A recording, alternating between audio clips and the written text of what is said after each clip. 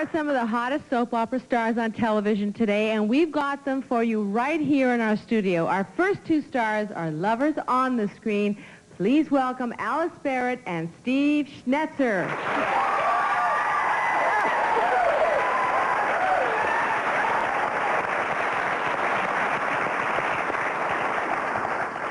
Of course you know. Yeah, I'm sorry. Everybody thinks the life of a soap opera star is so glamorous. You know, you get there, you've got the serious hair. Really, you're made up. And it's not like that. It's really long hours. I want you each to give us a typical day in your life. What time does it start for you? 5 in the morning. 5. You wake up at 5. You have to be at work at 7. Start rehearsal. You race downstairs to get your hair and makeup done. You race back up to do more rehearsing. Then you race down to wardrobe. You have to be on the floor at 8:30. And depending on your day, you can be there till 8 at night. You know, it can be a 13-hour day. It can be a 5-hour day. Longest day ever. 23 and 3/4 hours. Was this the same day for both of you? We both quibble over 5 minutes. Yeah. And we had 23 hours, so let's go just... And then 20 minutes later, we had to go to start drive rehearsal for the next episode. day, yeah. But that was, some of the audience might remember, was it the black and white or was it the out-of-body experience? It was Frankie's died. out-of-body experience. I think we heard about it on the other Yeah, it was a good one. You're applauding that she died? Well, I came back. It took us a longer to get her back from the other side. Now you've got 2 young children. They were very upset when they heard she died.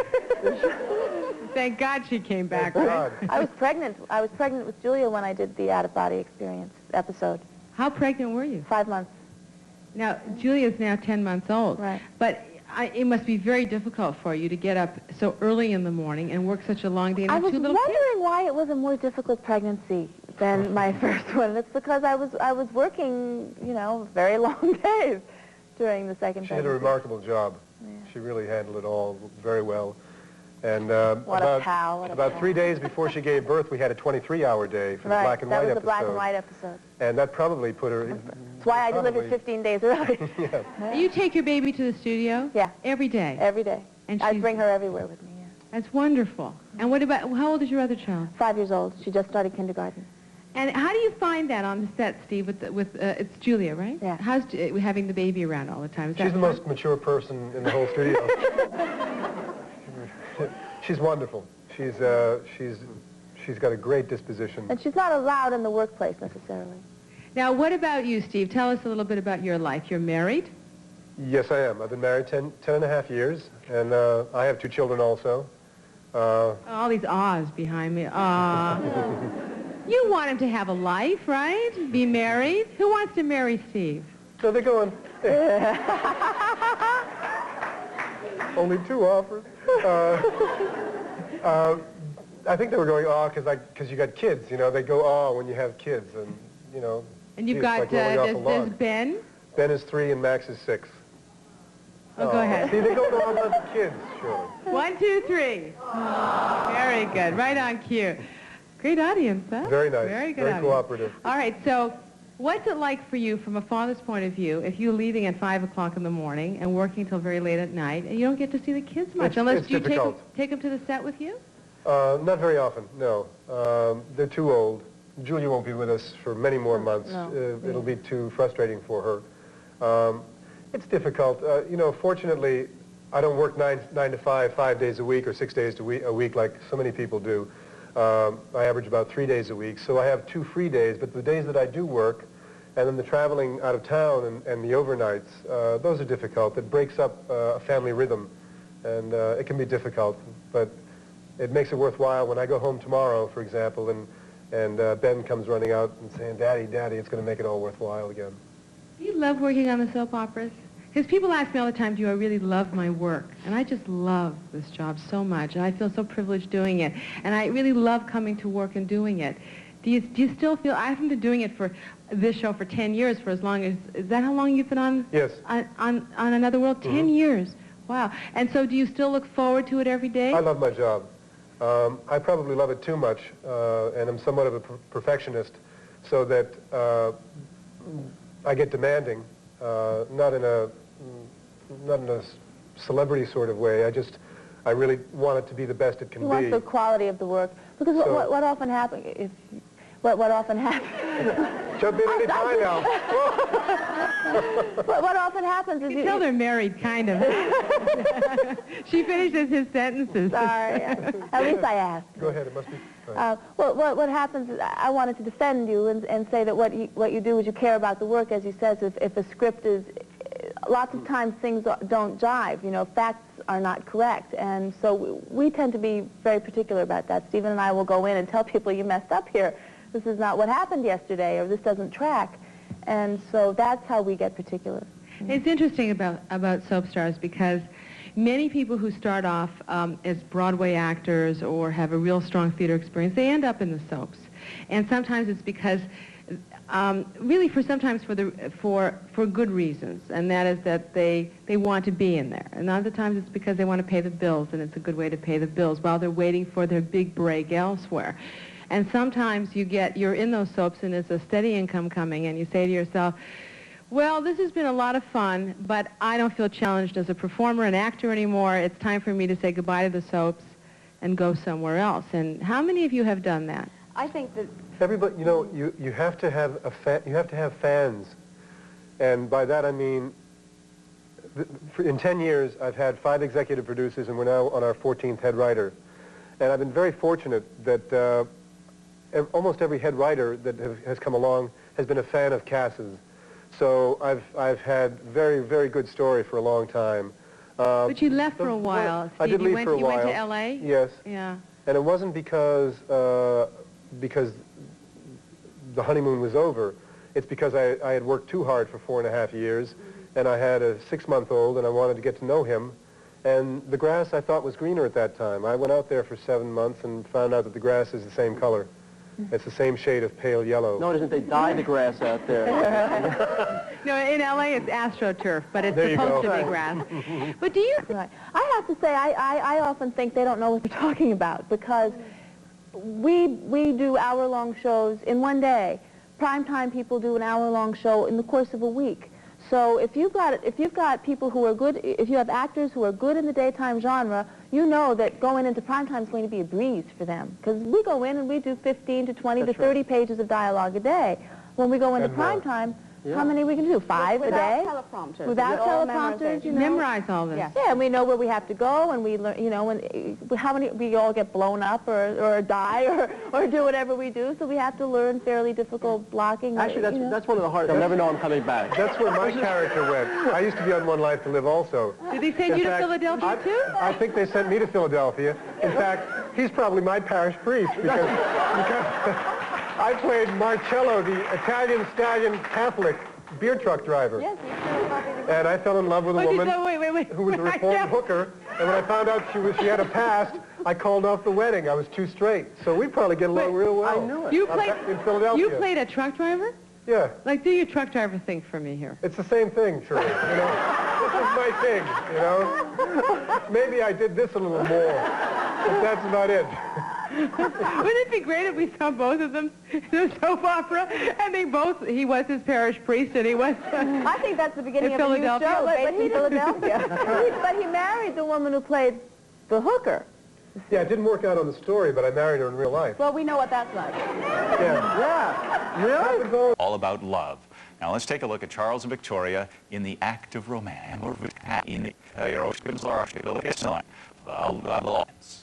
It's frightening how much I love you. Sometimes I feel the same way.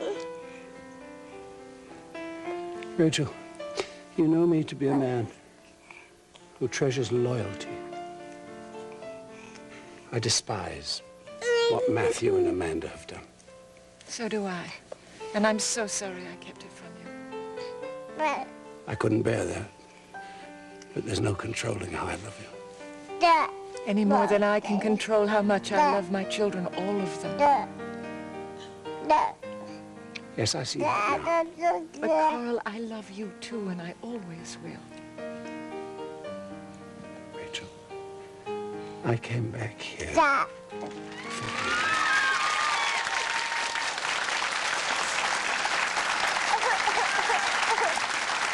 Please welcome Victoria Wyndham and Charles Keating. Yes!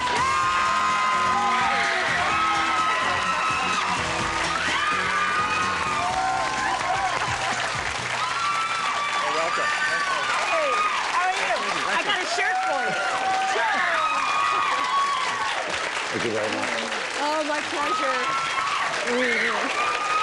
Thanks for having us back. Okay. Grown women go mad screaming. Isn't that fun? We love you. We love you. I think they love you too. Victoria has that effect on grown women. Well, That is Charles. Good to be here, ladies and gentlemen.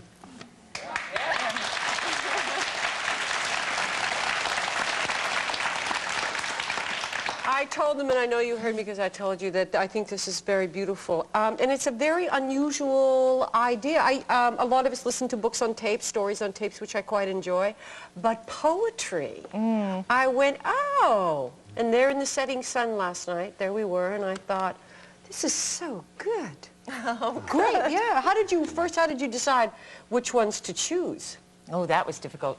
Sure was. We have so many favorites. You know, people always say, what are your favorites? It's like saying, what are your favorite children?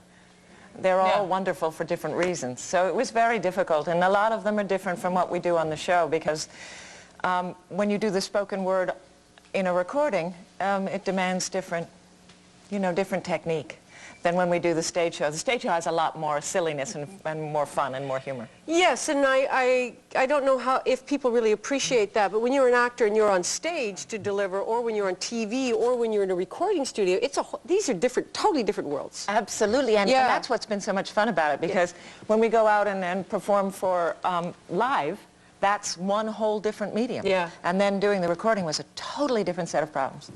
So. They're going to read some pieces for us. Which one? Give them a sample of what's on here if they haven't heard it.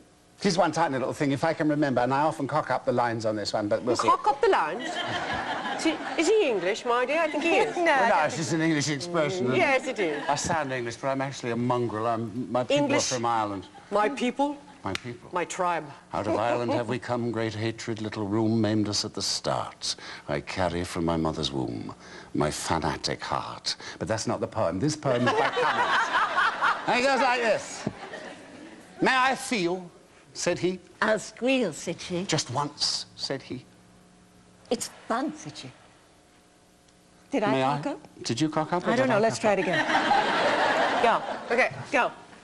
May I feel, said he. I'll squeal, said she. Just once, said he. It's fun, said she. May I touch, said he. How much, said she. A lot, said he. Why not, said she. Let's go, said he. Not too far, said she. Was too far, said he. Where you are, said she. May I stay, said he. Which way, said she. Like this, said he. If you kiss, said she.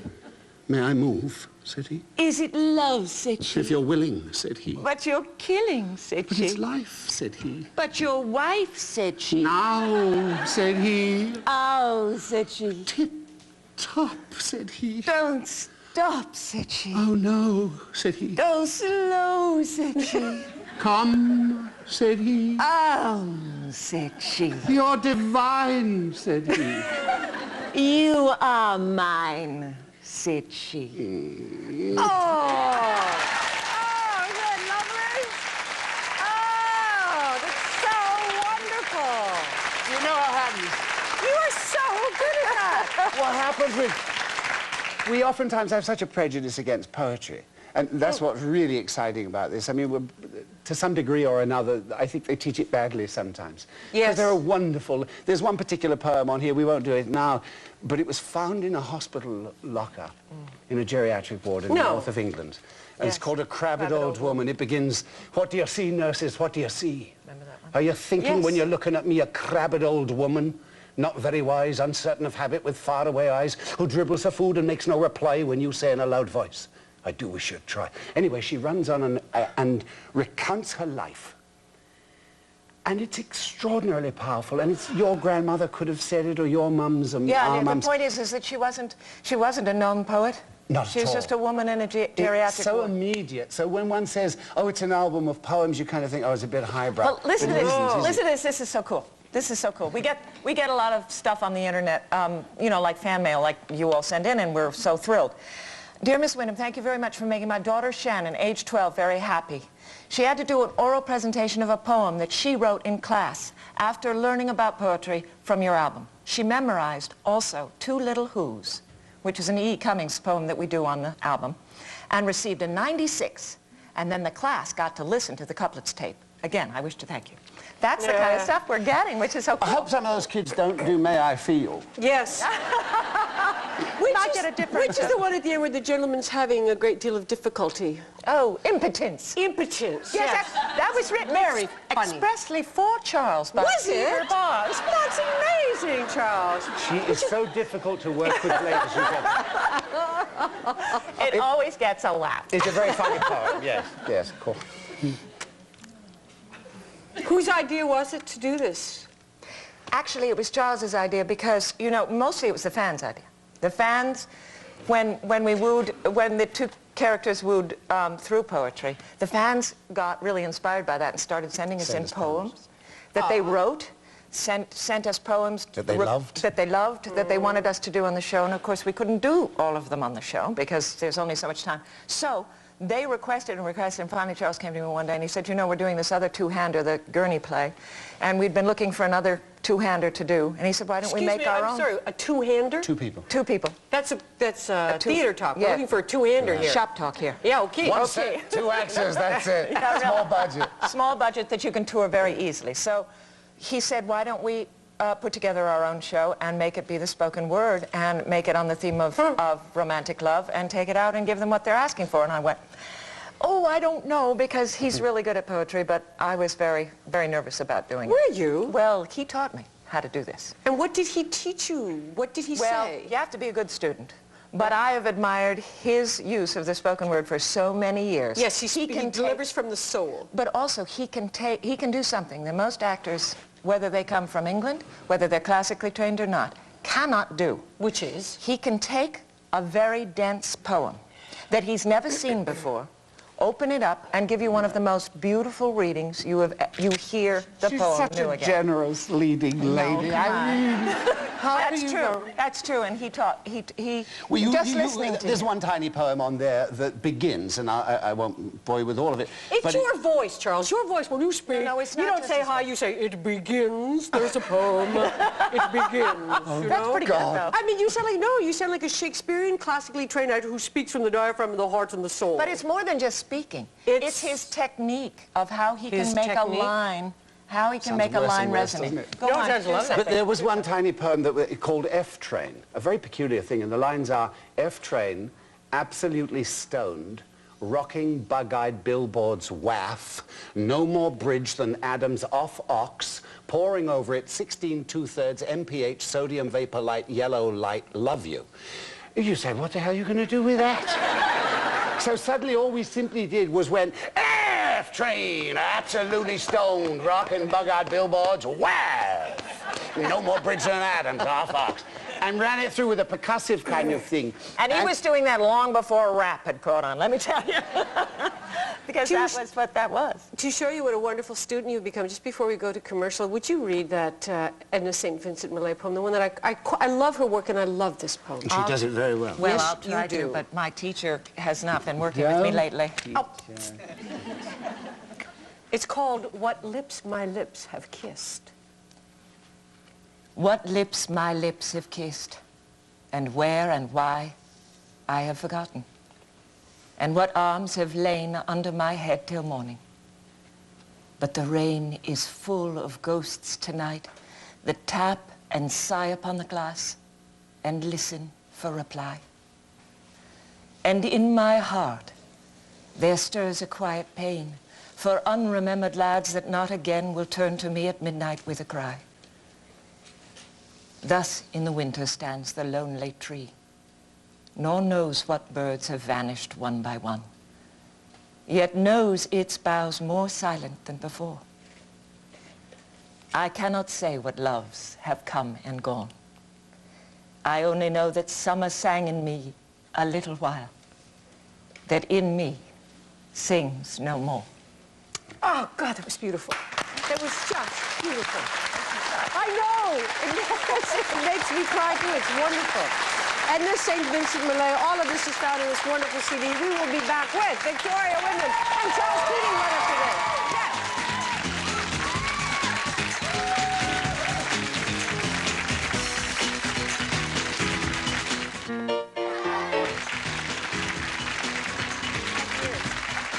I was very small. You were child, I a was wee a very, thing. very small child. You sound so English. I know, I know, it's just hanging about with Sit him. beside each other, that's what happens. Yeah, I Hello. I also like whatever food he eats when I'm sitting beside him. Okay. Now, these two have worked together since 1983 and are obviously off. extraordinarily close friends. Yes, we are. Well, you know and what's what- even more fun is our families like each other, too. His children, my children, his wife, my whatever. Or whoever. You know. Hello, this is whoever. This is my whoever this week.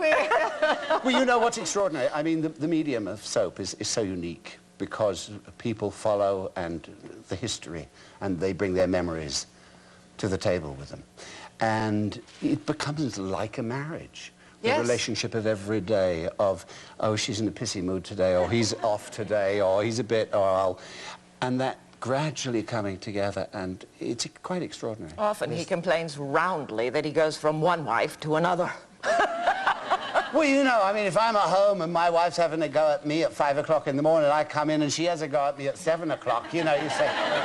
Well, that's because Mary calls me, you see. And we get on the same page about it, so, you know, it's a pinch your movement. Does she really? This is a yeah, we talked See what about he's it. been doing? God, Mary, I'll fix it, don't worry. That's right.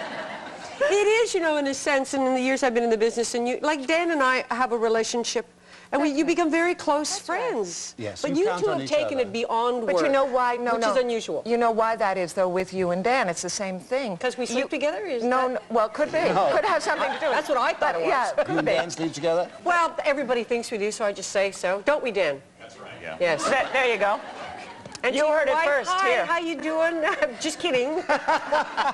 Does your wife ever, or But the partner, point ever is- get jealous of this relationship? But the point is, though, is that the reason you get so close is because you're in a situation where you're saving each other constantly. That's what theater work is all about. You come on, you experience something together, you're there for each other, yes, and that's you true. and Dan are doing the same thing. That's true. Dan and I know that I would never, if I ever saw him falter in trouble, I would help him, and I know that if anything ever happens, that he'll be there to catch Yeah, me on it's the camera. And that's person- that trust that you need to That's build. right. Yeah. Yeah, His you would trust. be in the foxhole with Dan, and I would be in the foxhole with Charles. Ever worked with anybody you knew would cut your legs off like that the Yes. second they could? Oh, my God. Oh, really? That's why you value something like this so much. You know, you work very hard at a good collaboration, and that's what this is a collaboration, because we're putting these shows together. We have a new show, new album. A new show, new album? New album. Yeah, it's going to Well, be a Christmas album. Yes, next Christmas, we're hoping to put this together, and Shanachie, We're not hoping, we're going to do it. Is this poetry, Christmas poetry? or- Yes. Prose. And prose. Mostly and, prose and Dickens. poems. Wait a minute, what's the Washington difference Irving. between prose and poetry?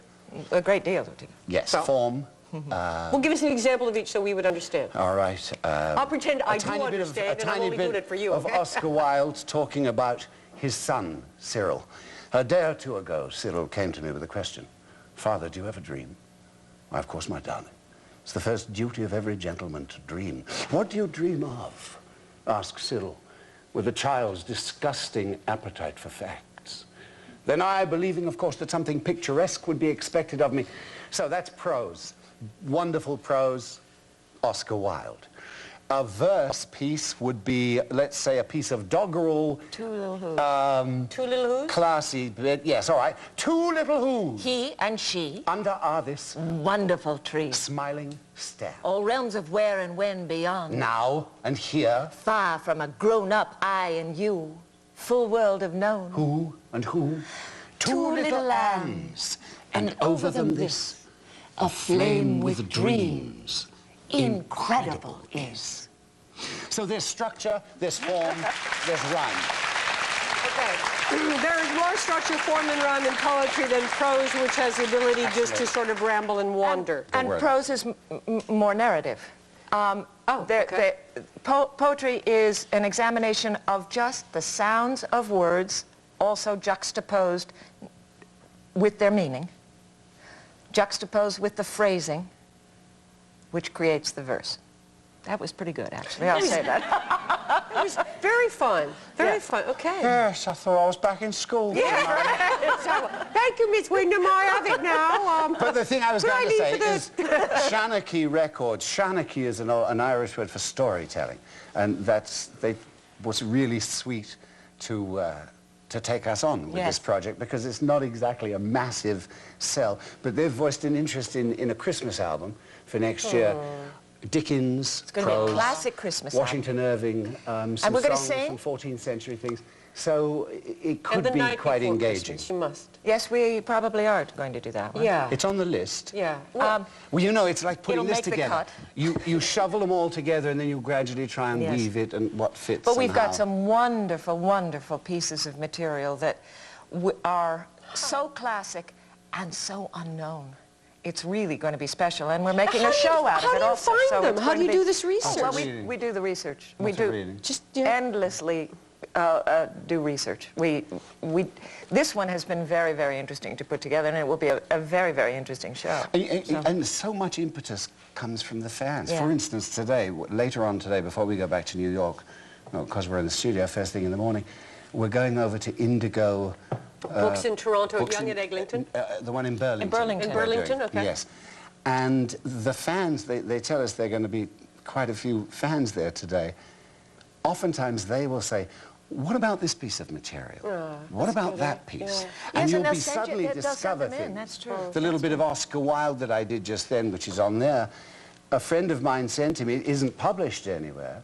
He was a collector of autographs.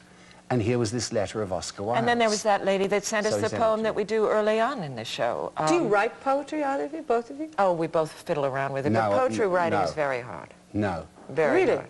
Very hard. Oh.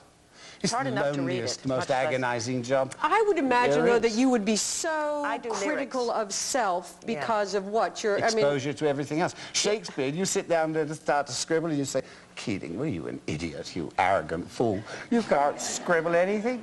Well, you've got a man like that poet. Right. Now, it's stupid and arrogant to even try to compare oneself. Well, that Yes. doesn't mean No. that everybody should stop trying to do their own no, poetry. this is That's just the way we feel. And I feel fine serving it. I feel that's... I do too.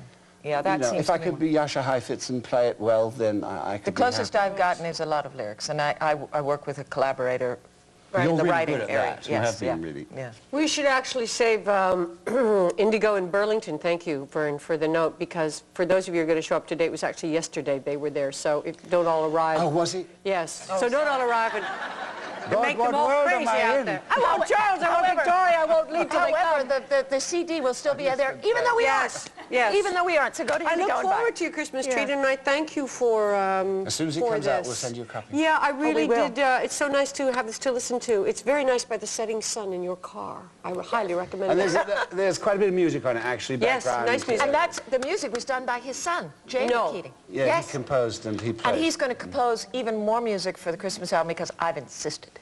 Right.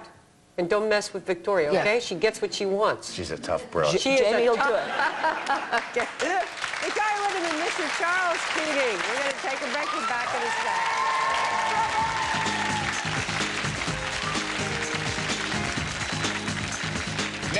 See that? She's absolutely right. Tomorrow morning, this will be like nothing ever happened. So, come on. Let's go. Come on.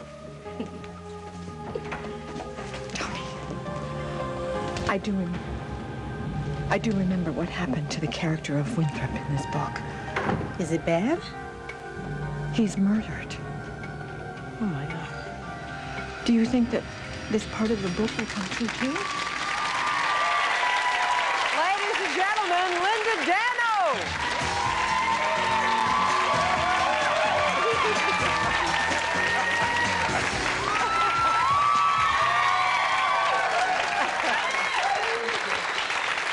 Please.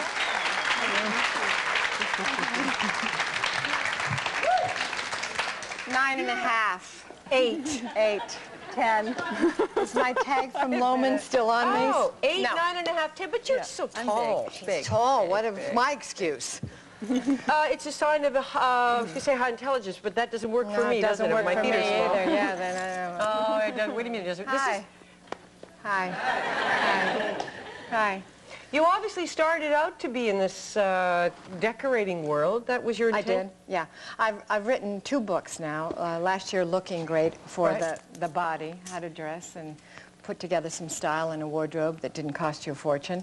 And I have a degree in design. I'm like Linda. And I started out in life to be either an interior designer or a fashion designer, and got waylaid into acting. How? What?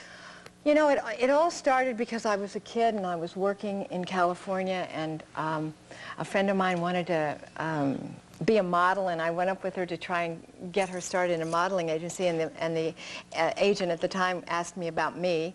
And we both went under contract with this agent, and then one thing led to another, and I got seen by 20th Century Fox Studios, and I was asked to go under contract. And in those days, I went under contract with Tom Selleck, and Tom and I are still friends. And we both went to class every day, like the old star system that you read about. You went to acting class every day with Tom Acting Selleck? class. We were just awful. We were just awful. They made me sit on my hands because I can't talk. I'm Italian, so I can't talk without doing that. And they made us dance, and it was just... Dance? Yes, we were just awful. I'm not kidding. And then 20th got into trouble, and we all left contract, and I went out to see if I could get a job as an actor, and I was very lucky.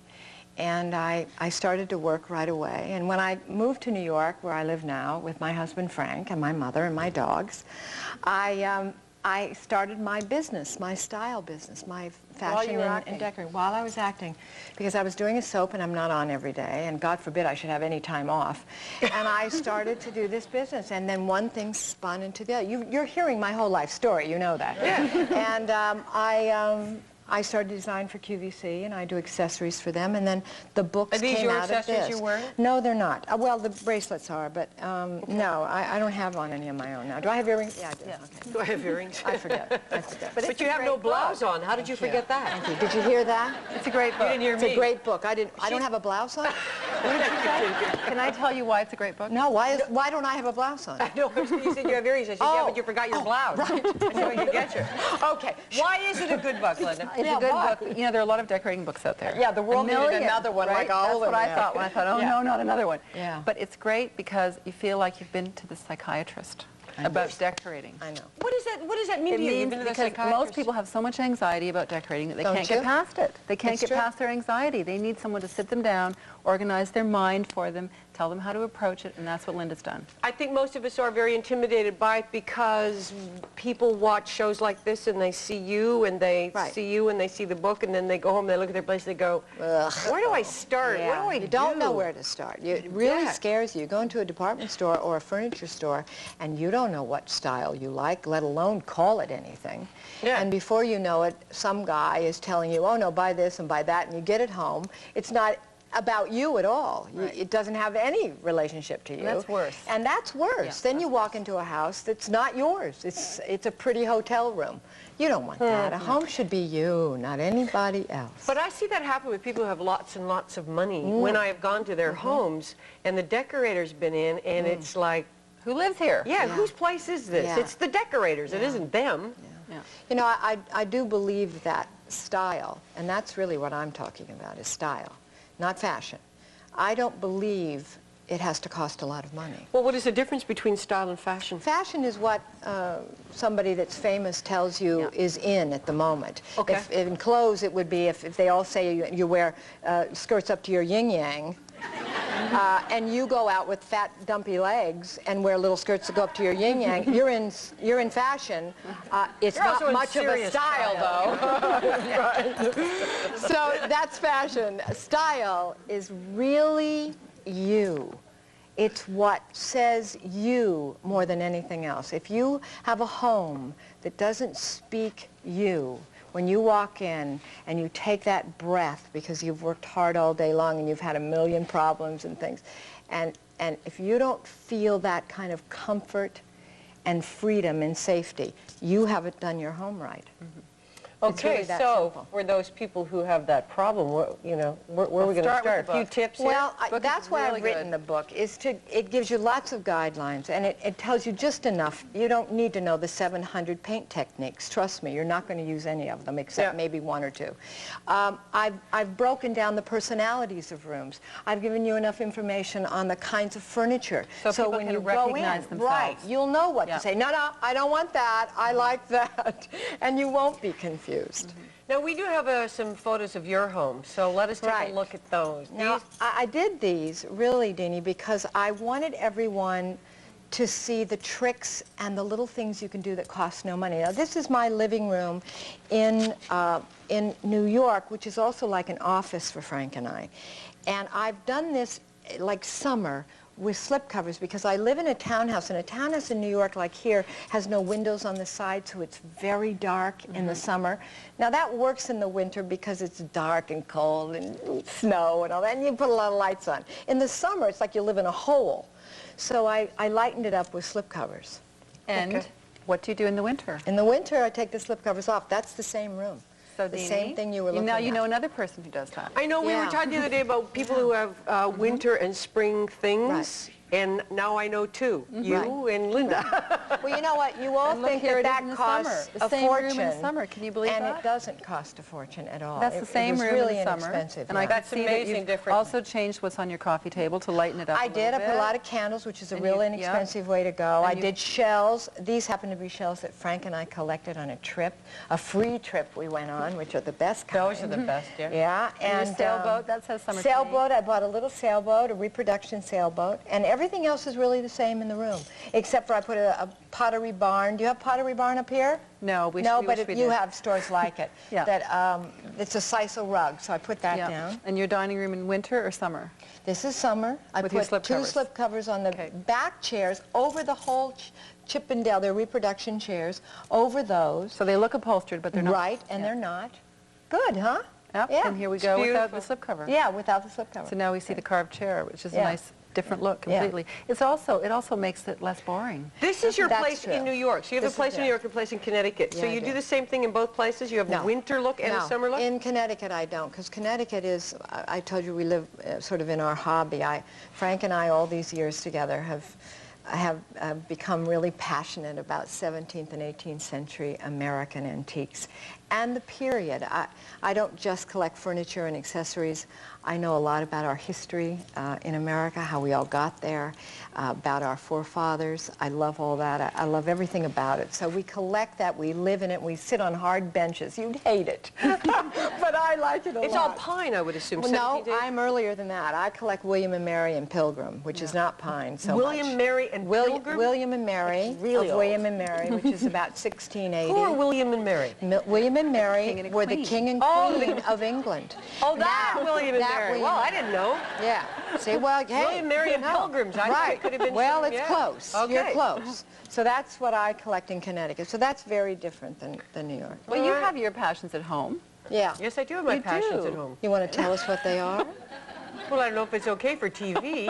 I think so. No, I think Dini's home. First of all, I'd like to say Yes. that her home totally reflects her personality. See? Yeah, it So does. that's good. Yeah. But I learned Totally. it a long time ago, but I learned it out of survival, because I think that happened to me. Somebody talked me into buying something, Yeah. and I went home and I went, I'm never doing this again. I hate this thing. Right. And from then on, I just bought something that I loved, and I don't care what anybody thinks It about it. doesn't matter. It Yeah. really doesn't matter. I just If the do whole it world because I hates like your it. house. Yeah. It's your house. Yeah, I'm living there, not you. We're going to take a break. We are back with Linda Dano to talk about her career right after this.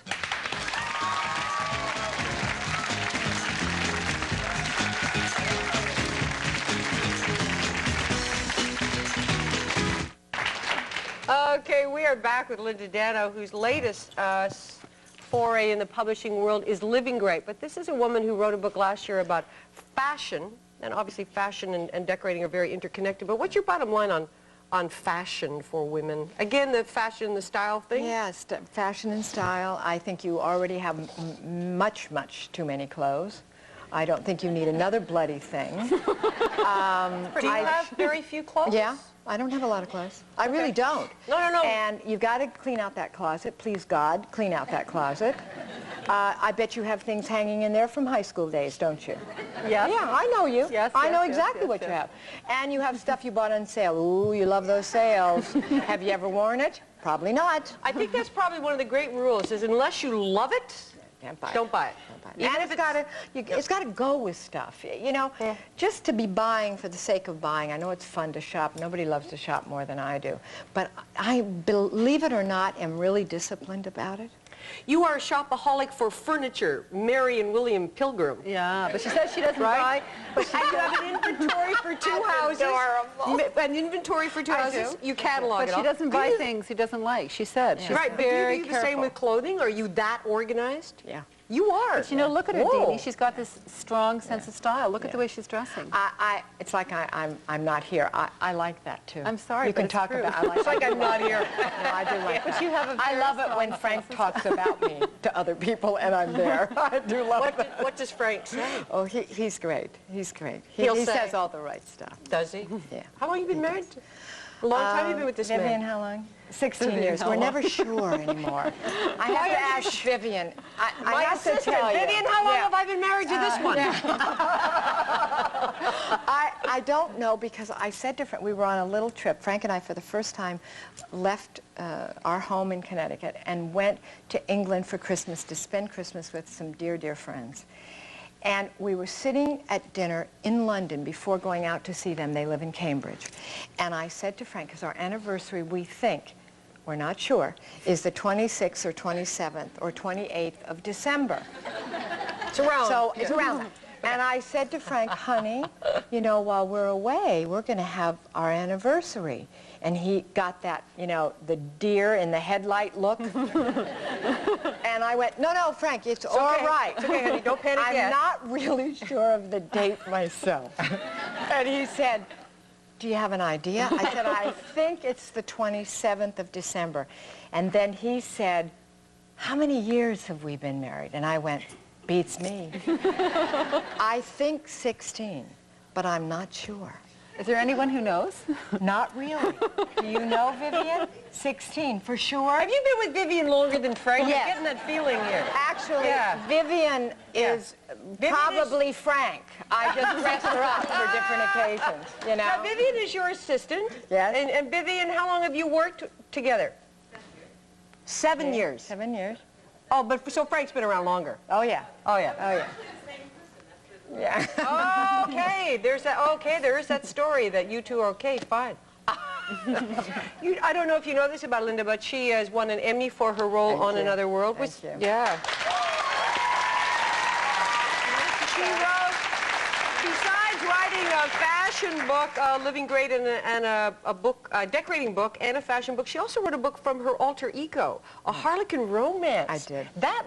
Was that like having a split personality and you Yeah. went into... Yeah. Is that what you did? Well, you know, it's so interesting that life would imitate art and art would imitate life. And so we did a book called Dreamweaver by Felicia Gallant, not by Linda. Oh, so your character So when I wrote the went book. out on a book tour, which I did, people would call me Felicia. Wasn't that you know, weird? like if I had interviewed with you, you would have said, now Felicia. Right. And I would have, you know, thrown the feather around my neck and said, yes, Denny.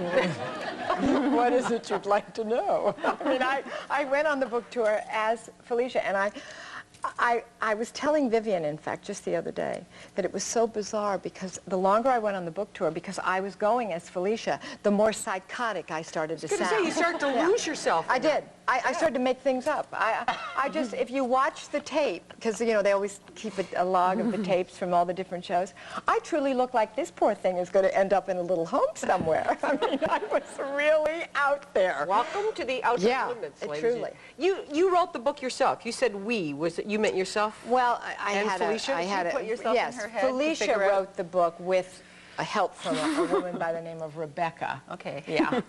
Linda kind of went along for the ride. But you said that when people come to your house, Yes. they expect it to be decorated the way Felicia would decorate Yeah, it. they do. Which is what?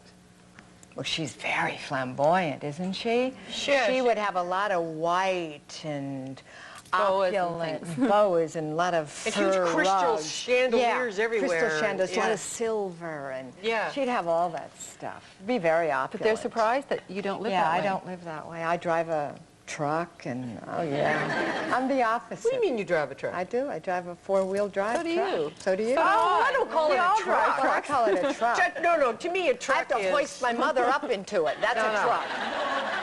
Right? I've been in Right? Yeah. Right. I've been in a truck. These are four-wheel drives. They're a lot different. Yeah, trucks are trucks. Yeah. But Well, I bet that's not what actresses used to drive. No. What did they used to drive? Well, Little sort of Mustang convertible thing? Yeah, I suppose, you know. And I go to work in a car that the studio provides. So, I mean, it's not so terrible. And I used to drive my own four-wheel drive to work every day. But then I kept stopping at McDonald's and eating hamburgers on the way home that I thought, maybe this isn't such a hot idea. Have you always been, we were talking off stage about your confidence in your lines Right. and your ability to remember things because you did Attitudes, a talk show, for 6 years. She did the talk show and was on the soap concurrently, so she had a lot to learn. Right. But you, Linda was saying that you have a tremendous amount of confidence about your work and learning. Have you always had that? When I was a kid in school, I could remember things, and I was good that way. I don't know that I have ever been as confident as all of you think that I am. I think what I am is I finally, in my 40s, because I'm in my mid-50s now, but when I was in my 40s, I finally stopped trying so hard to make all of you love me so much. And I just kind of went, oh, God, I can't do this another minute. And when I let go of that, I started to really have fun in my life. Do you know what I'm saying? Totally. I'm not there yet. Yes. That's the place you want to be. And I have days where I'm not there. I mean, you could really rattle me. When you started the show originally and you said, she's so beautiful, and I started to tremble. Why? I don't know. Do you realize how beautiful you are? No. Oh, God, no. I once was married to one of my many husbands. That's probably why I can't remember, how long I've been married to Frank. And he's said to me, you know what you are? You're this beautiful girl with this really homely girl's personality. And for years, I had no idea what the hell that meant. Thank God you divorced that jerk. Yeah. Whoa. What does that mean? What a jerk. And I think what he meant is that I never had any ego about myself. But there's not an and I ego. It's don't. just you made peace with yourself and realized the most important thing in the world is to love yourself. To heck with worrying about everybody loving you. In your 50s, here's a little gift. Go home tonight, look in the mirror. You're incredibly beautiful. You don't have to be arrogant. You are. You are. That's very nice. Yeah. That's just how it is.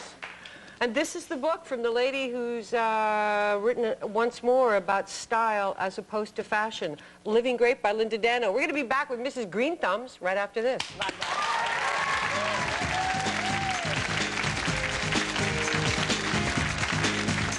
Soap operas are operas like NBC's Another World. Biting the dust is serious business. A life hanging in the balance guarantees great drama, according to director Linda Landra. There's nothing more dramatic than a matter of life and death, and hospitals are a natural setting for that. 5C is next. No one does death scenes better or longer than daytime soap operas. Kathy Kasu is a registered nurse who doubles as a medical consultant for Another World. She makes sure Mark Pinter, who plays the evil senator, looks like he's dying in style. We're going to do, and then when we opened, have him checking the dressing, abdomen, and the pain. His pupils are dilated. What does that mean? He's not responding to pain. Grayson McCooch plays Dr. Morgan Winthrop, who, like the actors in ER, has to know the medical lingo. It's a completely new vocabulary, and certainly makes me nervous. I mean, it's the most demanding stuff I do here. Both of these actors rely on Kathy for death and pain coaching. If you're playing a doctor, you want to make something look good, you have to rely on them. I mean, they're your only source.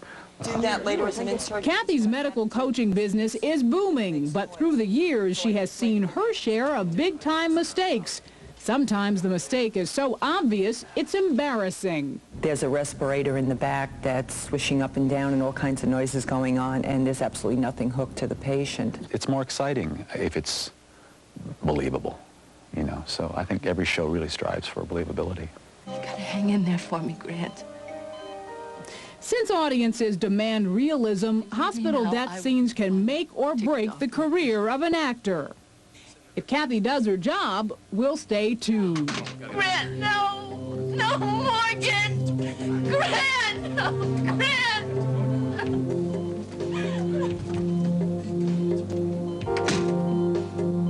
And Kathy still works part-time for a New York gastroenterologist. They may be called soaps, but they could hardly be called squeaky clean. You want me to stop? Daytime is selling sex along with those suds. And for Another World couple Timothy Gibbs and Amy Carlson, the bathtub is the prime place for their lovemaking. It's much more choreographed than you would think it would be. Oh, that's true. That's true. It's like a dance, you know. It's like touch. And we're wearing him these here, her strange bathing suits that are flesh-colored, and we look, you know, like Ken and Barbie or something. Another World has been showing a lot of bare flesh on screen, and Days of Our Lives bedroom just isn't the only place for love anymore. The sky's the limit. Done it in the linen closet. In the bed. We've done it on the table. We've done it in the squad car. We did it in Oh, the the squad car. The list grows and grows. So why this obsession with sex on the soaps? One insider said, Joe Barbara from Another World says the attention is flattering, but he admits his first bedroom scene was a little hard for the folks back home to watch. My dad, I think, was rooting me on. My mom was watching like this. But it was fun.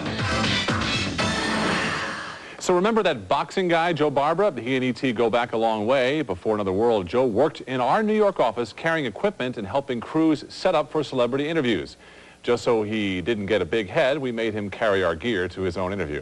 oh, that's bad. They rip off clothing and fall into beds and bathtubs. You know something? You're too much. That's where we found Another World's Amy Carlson and Tim Gibbs working up a lather. They showed us that all that fun takes a lot of work and a little play. It's coming on. Oh, jeez. I hope I have enough suds to cover me. I gotta keep warm, so I wear this. They showed my right cheek. It wasn't this one. But in between those steamy sheets, it's mostly... Several colors. I'm getting hot just thinking about it. Amy and Tim, the couple in the tub, can thank the writers for putting variety in their love life. Amy told us they've also made love 3 times in a car, once in a broom closet, and once in bed.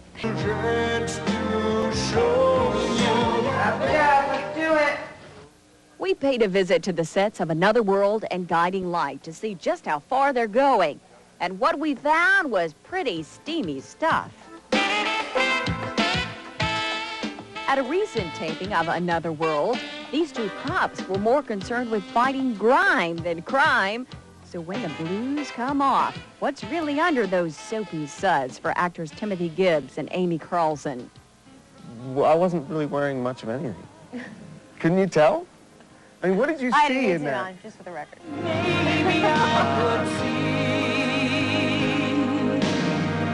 We're both, you know, covered in bubbles. Of course, there was part of me that happened to make its way out of the bubbles. My right cheek. Yes, it sure is getting cheeky on daytime TV. I want to see you. All of you. If you would stop and take a look in your heart. TV cop Joe Barbara says it's hard work going under the covers for Another World.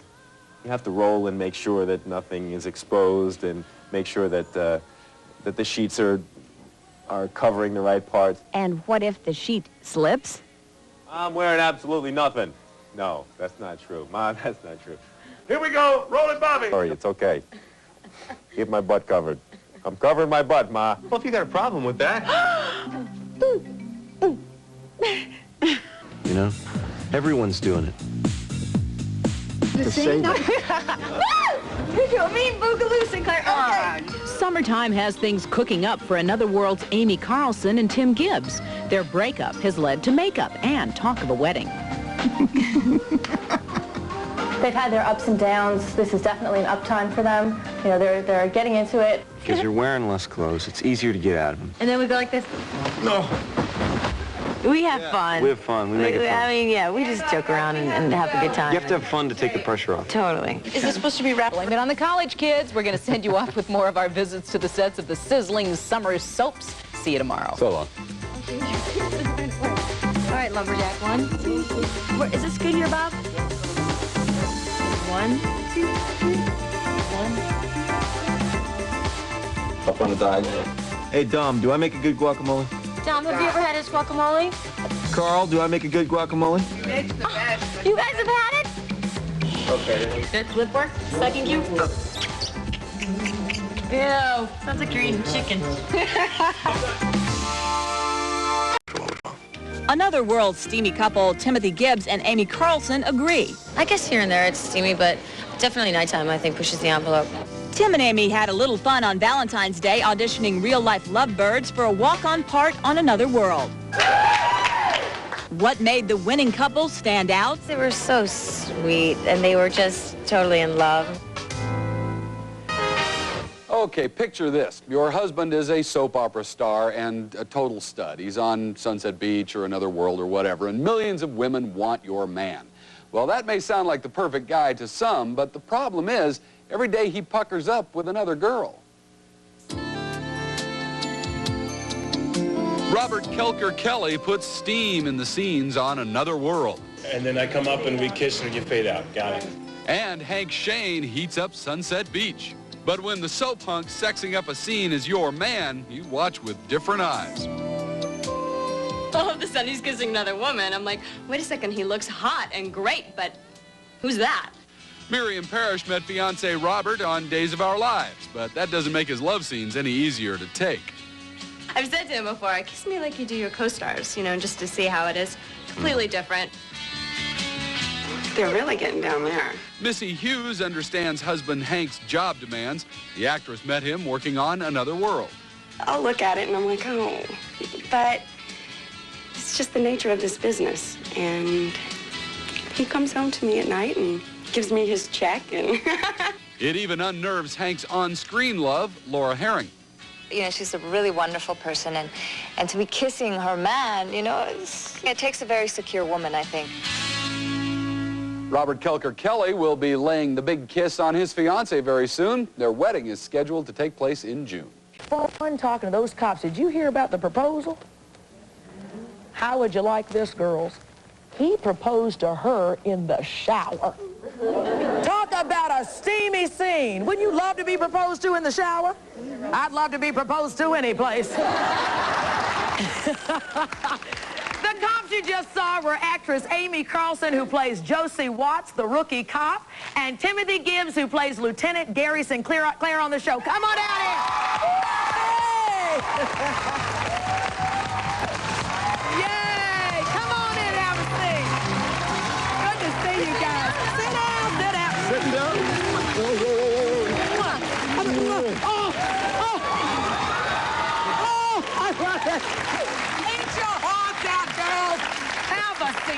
I had to do that because Tommy Eplin said he's going to come out here and propose to you. He is? Yeah.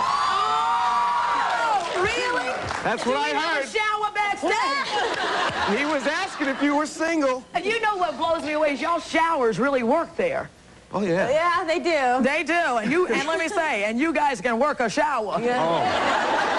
We're clean. We're always very clean. Yeah. It's a very clean family show. Yeah. No, you guys are really close. That's one of the things I noticed backstage, that people were really tight. You said you have your own kind of family. You'd never quite worked any place where folks were that close. It's true. No competition backstage, no cat fighting, no... No, just to see who can be the funniest and the loudest and the most obnoxious. Tell us about your characters. You've got this great proposal coming up. This is like gonna knock the socks off folks. Go for it, Amy. What? No, you can feel this one too. Oh, don't tell me you're blushing now after you're in the shower. No, yeah, we got a good proposal coming up. It fits right in line with everything we've been doing because we're soaking wet. And, you spent a lot of time in water on that show. Yeah. Well, I have gills. Yeah. That's why they hired me. Right there. By the end of the day, your fingers are wrinkled, right? Oh, yeah. Yeah, exactly. They are. We're pruning quite a bit. Oh, yeah. I have a running joke that I leave the set looking like Burgess Meredith. Before we go any further, folks, I can't hold this back from you. Let's take a look at Tim in the shower as he pops the question and passes the soap to Amy on Another World. I mean, I want to be your husband. I want you to be my wife. And I can't believe I'm saying this because when I came to Bay City, the one thing I knew is that I'm not going to get married, no way. And then I met you. And you came into my life with this big heart and these beautiful blue eyes. And I wanted to get married like that. I mean, I wanted to ask you when we moved in together, but I thought, you know, maybe I should give it a little time because what if you say no and then I get to...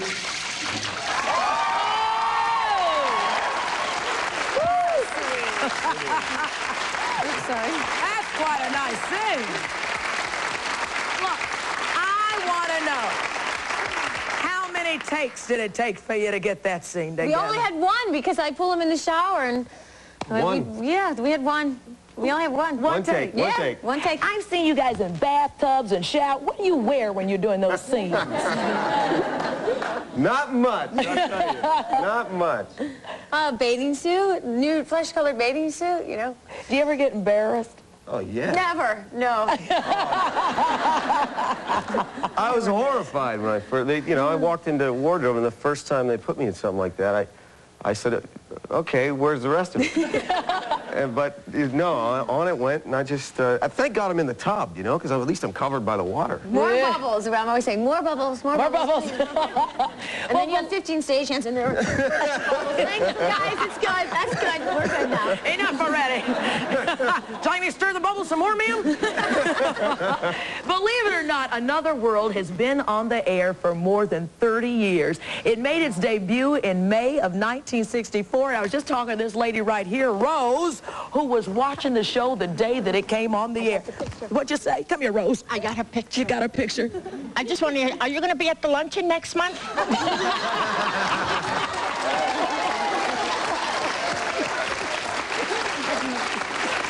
When we come back, we're going to meet more Bay City residents, including the town villain, everybody's favorite multiple personality, and the town Hucks. We're also going to find out if Rose is going to see these folks at the luncheon next week.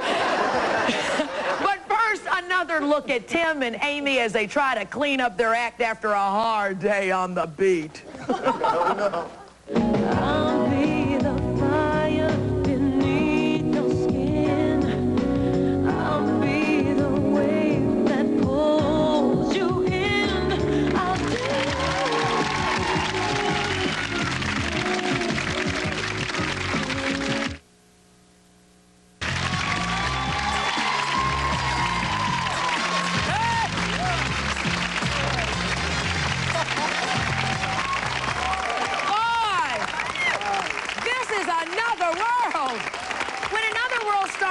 on NBC in 1964, just to give you a perspective of what was going on back in 1964, and some of the folks, fans of Another World, weren't even alive then. The Beatles appeared that year on Ed Sullivan. G.I. Joe was introduced by Hasbro and sold for only $4. Martin Luther King Jr. received the Nobel Peace Prize, and that was the year before bell-bottoms even hit America. So that was a long time ago. Folks were enjoying the cast members today of Another World. You know, every broadcast back then started with these words: "We do not live in the world, but in 1,000 other worlds." Boy. Which brings me to this moment. My next guest came to Another World in 1985, and he caused a lot of people a lot of trouble in Bay City. He schemed his way into the hearts of several women. He's been accused of rape, is currently nursing a broken heart after the love of his life married another man. As we can tell from this clip, Jake McKinnon also knows how to admit defeat gracefully. You see, that's the way I thought about her for as long as I can remember. I loved her. And who wouldn't? She's a wonderful girl. And you know something, Joe? The more I tried to interfere, the more I realized that she loves you. And she's very happy. And that's all that matters to me. So I came here to tell you that you won. Congratulations.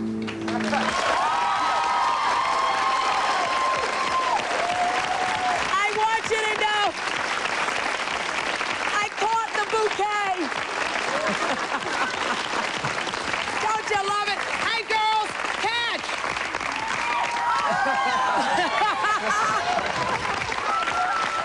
Just a little surprise from Jake. Ladies and gentlemen, please welcome the man behind Jake McKinnon, Tom Eplin!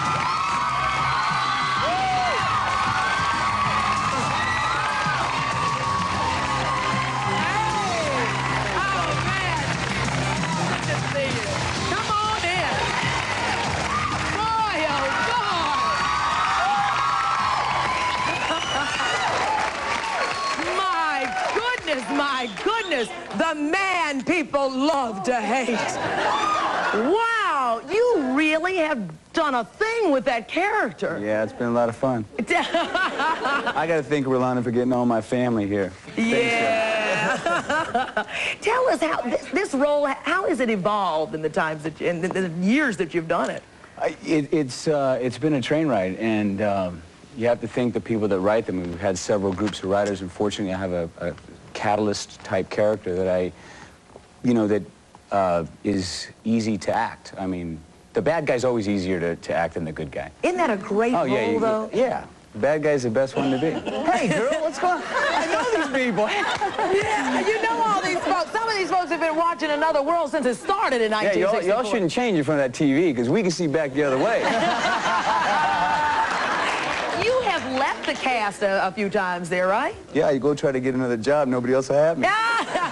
You're lucky they bring you back. No kidding. How do they do that? So my accountant says. And they just, soap operas are so unique because, I mean, you can have a baby in 6 weeks. You can come back to life.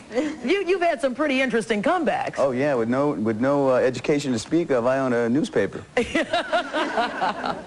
What was your favorite scene in all the things that you've done? What was the time when you said, this is my Jake to the max? Oh, I'd have to say it wasn't the most popular, but the storyline where we did the rape of Marley was the most interesting to get in and play. Mm-hmm. But generally, I mean, playing this character, I can't really come up with a bad, one that I didn't have fun, because it always culminates in something that's like the scene that you saw that is gratifying for an actor to play. Uh-huh. Are you married? Man, my luck in marriage in real life makes soap opera look silly. But all those ex-wives, you've been wonderful, y'all. I'm not kidding. I don't mind sending you money now. Right. When we come back, we're going to meet the town villain, Grant Harrison. We're also going to meet... We're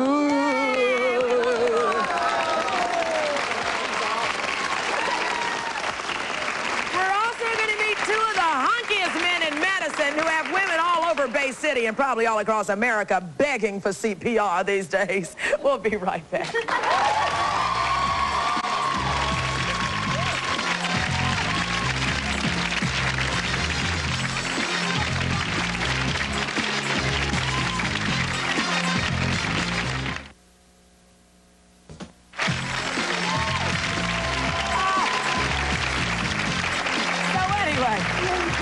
So do you have any bathtub scenes coming up? I eat burritos late at night. It's best keep me out of them bathtub scenes. No shower scenes coming? Not for me. You sure? No, I leave that to Tim. He looks good and, like that. That's one good thing about playing the bad guy. You don't have to take your clothes off all the time. Folks, we're back talking with the cast of Another World. My next guest plays Amy's mother on the show. She used to suffer from multiple personality disorder. Now her husband, John, who's clinging to life in Bay City General with malaria, is having an open affair with one of her friends. What did she say to the other woman? Well, honey, take a look at this. You held my hand. You told me everything would be all right. He's just lonely. He just missed you. He missed you.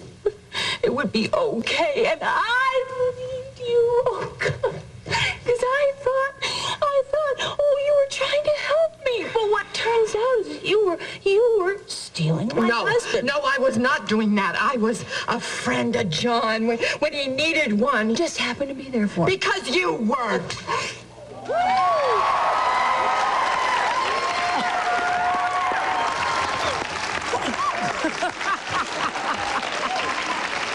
Please welcome the woman behind Charlene Hudson, Anna Holbrook. Come on, Anna. Thanks for having me. You're welcome. Come on in. Absolutely.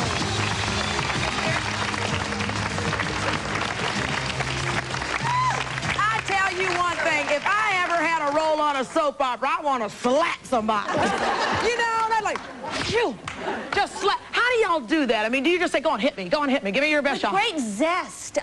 And Linda stood there and took it. I much prefer being the slapper than the slappee. I bet. I don't think it sounded like a good slap. You know, you just don't. Wait a minute, Rose is back.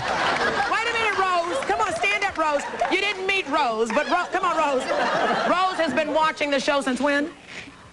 Since day one. I met you at the luncheon last year. The luncheon. You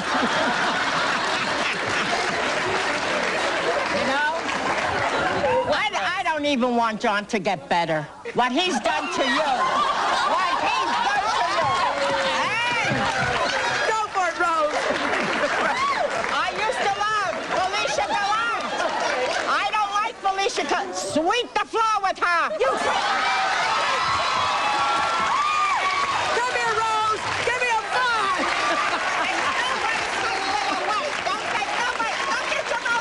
That's right. Rose said, go get your own man. I don't need story. I've got Rose. Yeah, don't mince words. How do you really feel about it? The way I just expressed myself. Don't take the... You go, girl. You just tear it up. Let's meet another member of the cast. He's the ex-senator and town villain who goes to no end to get what he wants. Like, listen to this. Last year, he shot himself and framed his ex-wife. Now he's in prison for killing his own brother. Here is the villain, Grant Harrison, admitting to his crime. Want to hear me confess? Is that what you've come for? All right, I'll confess. I killed your son. I shot my brother. You've been waiting months to hear that, haven't you? All right, I did it. I confessed. I'm being punished. Aren't you sure? Please meet the man behind the villain, Mark Pinter!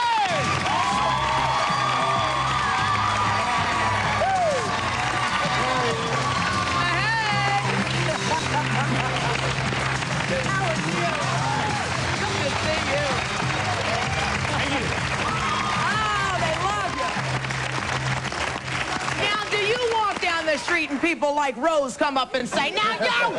I'm sorry, Rose. I'm really sorry. Please forgive me. Whenever I was at the luncheon, I forgive you. The luncheon. This man was a 1996 Soap Opera Award villain, folks.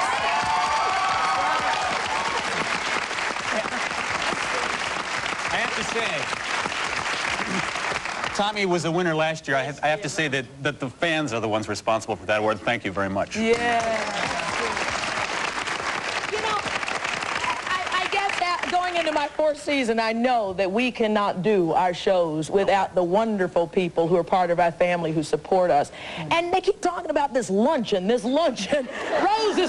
Is this a chance where the fans come out and you get to rub elbows and get to meet each other? We put on a show that is, we throw it together about the night before, and it always lands on its feet because the audience is awfully giving. And normally there's like 700 people there, but last year, because it was my first time on the show, I was there and I sang.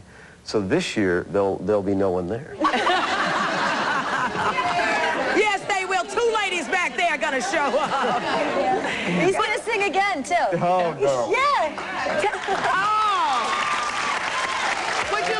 Would you like to give us a couple of lines? Are you kidding me? No. I don't sing. Wait a minute. I can't sing in my own show. Come on. I can't sing. Well, you can I'll tell you who's the singer. Amy's the singer. Amy!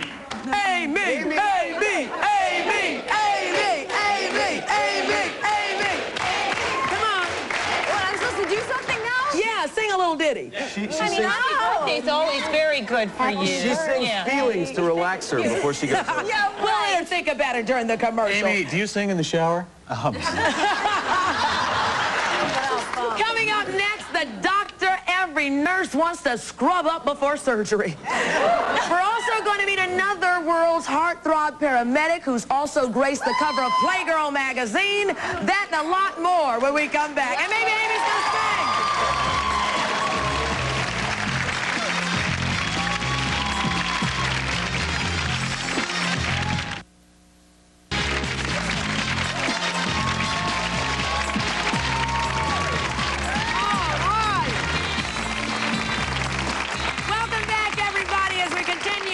With the cast of Another World, a great hour we're spending here. Mark, I got to ask you, what kind of fan mail do you get as the big villain on the show? You know, mostly supportive fan mail, because this character, people understand why he's so neurotic. He's kind of a male Joan Crawford. And they really do feel sorry for him, because, you know, for my money, Grant is a victim as well, so it's pretty supportive. This lady back here didn't buy that. From day one, I've been a victim. Let me say one thing. This man is so humble and so classy in real life. This man has more class in his little finger than most people have in their whole bodies. And the reason that he is able to convey this character is because he truly cares about the character. You people wouldn't hate him so much if he wasn't so good and poured so much into it. That's right. Mark Pinter wins an Emmy this year, and he is an incredible actor. I guess from an acting point of view, that's putting a lot of depth into your character so that, you know, it becomes real almost. Well, Tommy mentioned earlier that we've had a terrific run of writers on this show over the years. I mean, every writer who comes on our show embraces this show right away. It's got a great history. And I have to say also, we're out in Brooklyn. We tape in Brooklyn. We're not in Manhattan. I've done 5 soap operas. This is my 5th soap opera. I have never been involved in a company that bonds like this company bonds. Everybody cares about each other. Everybody works together. It's a real ensemble feeling out in Brooklyn. That's right. Yeah. That's good. That's really good. Makes a difference. Okay, the next resident of Bay City we're going to meet was rejected by his brother when he was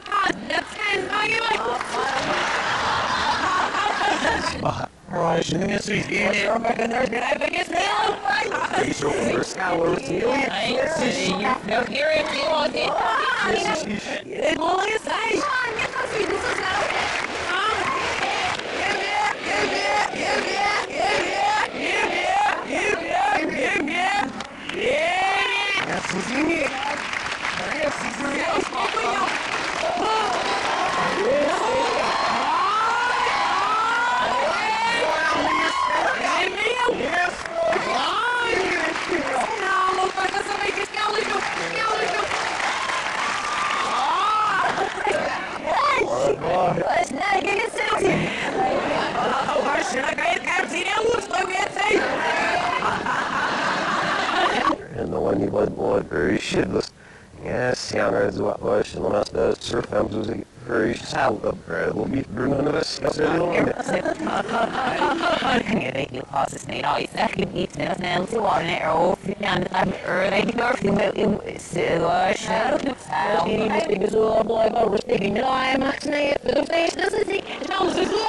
de snolzen, de snolzen. Maar dan begin dat. Zo, dat is nog meer hebben we nog niet over nou wat I do to us. Ja, we aan de keer with one. Now the is so coming in on I think. Come here, we can't throw that book officers know what his name, but it is that our tower was a winner.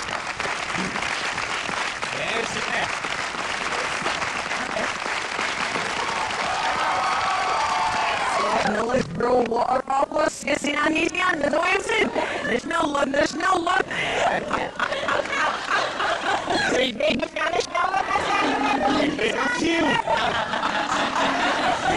Are we all Yes, I'm a slow yellow big fierce tonight. Oh, tonight.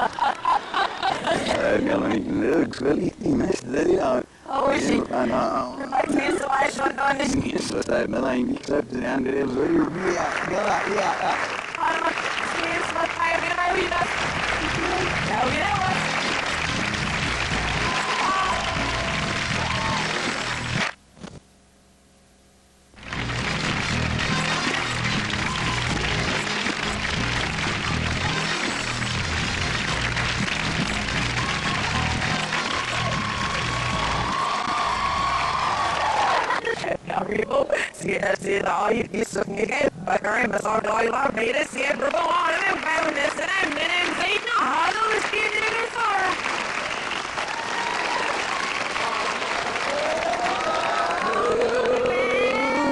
give it a sorrow.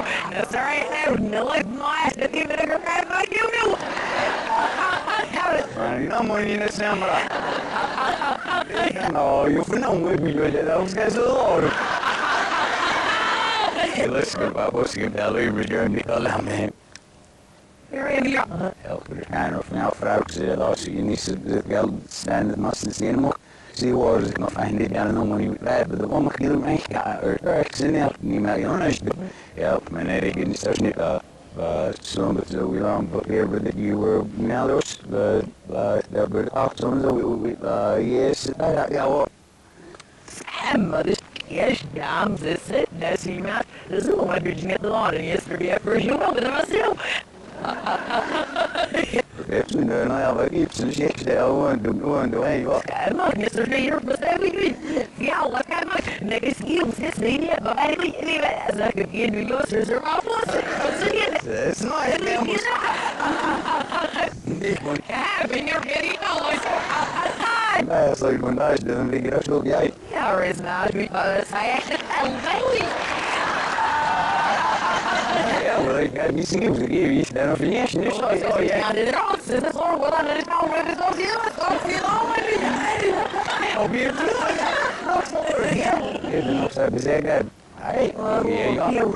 I look in the fast, very easy was that guy, but Nimax, easy, sit, there's only, yeah, correct, yeah, select, behind yourself, so I was good for a second, but I rather be magnificent. Maar nee, ja, eerst net op de ja.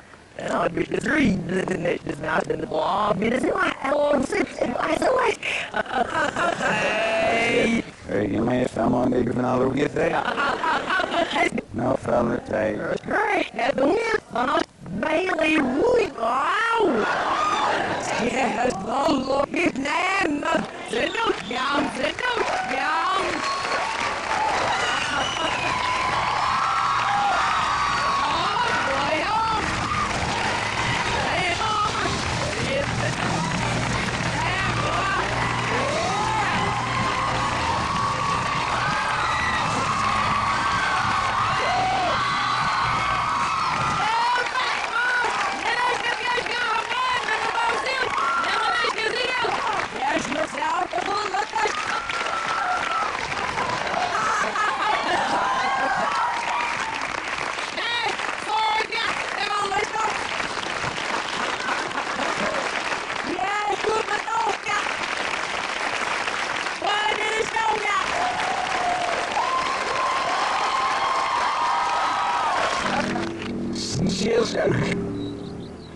No, we did. We lost their missions. Keep snapping off that. Keep my hair as he said. Which probably said that wrong, but very friendly down with those Masonic article from the decision to order. But I remember I know there for about that was nice.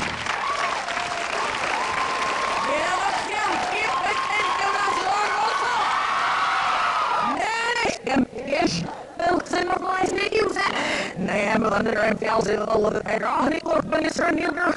Ja, maar zo is het. De middel rest was er hadden de als een niet zie. Hier is ze middel was er allemaal niet voor alles al. Hier daar viel niet aan de door worden nog niet echt steeds kan ja. De monster is hier zo. Floor over on this life on it. Floor on the veil on with you. Rosie, the virus night and say, no, we might wait. Or with on the bed, is your men say, and I was near so like a nice small as I was. Alright, my heavy's my boy, bro, for me, it's a bad that. Sour teeth, boy, when the visceral is near to the ground. So, bro, Bill, or boss, or say how to it is it was guys. The last name or eat that reef must leave, but if I want to hear or under a half the slope of my set, or if it's just sneezing on the cabin on all the wall of it, that's a pretty big sight, or if it's just sneezing on this evening, I'll get ready to rock, so we're on it. We're on, does it?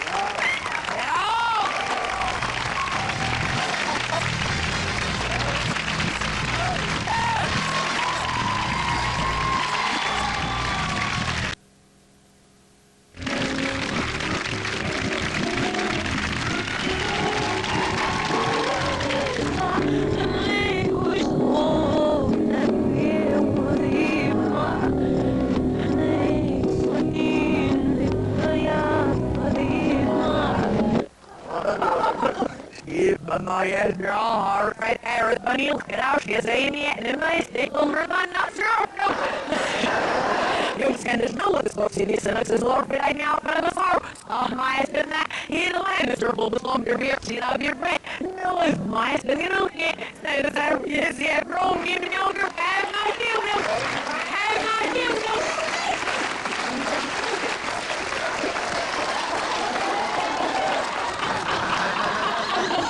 I'm standing no baby I know that there's good but I got so I guess it ain't on me I get it the bush in the house so already every else in the house the gyro is these on by him they we be them they three the room or pray and on it they go over the really look we room so I'm gonna see get everybody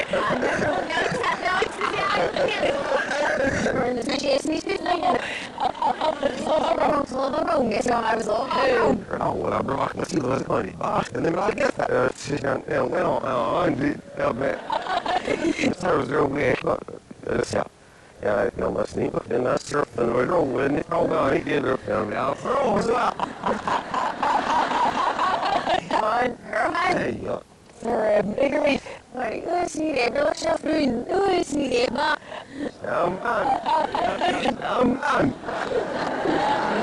Yes, so no doing your way. We wash this last pass. Does that mean it's not? Yes.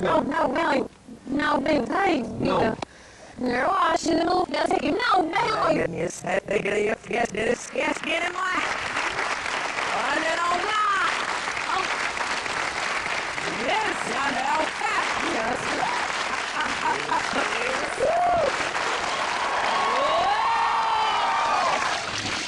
What going on? Yes, we know that now. We say them. We love how they in it. We say no one got it.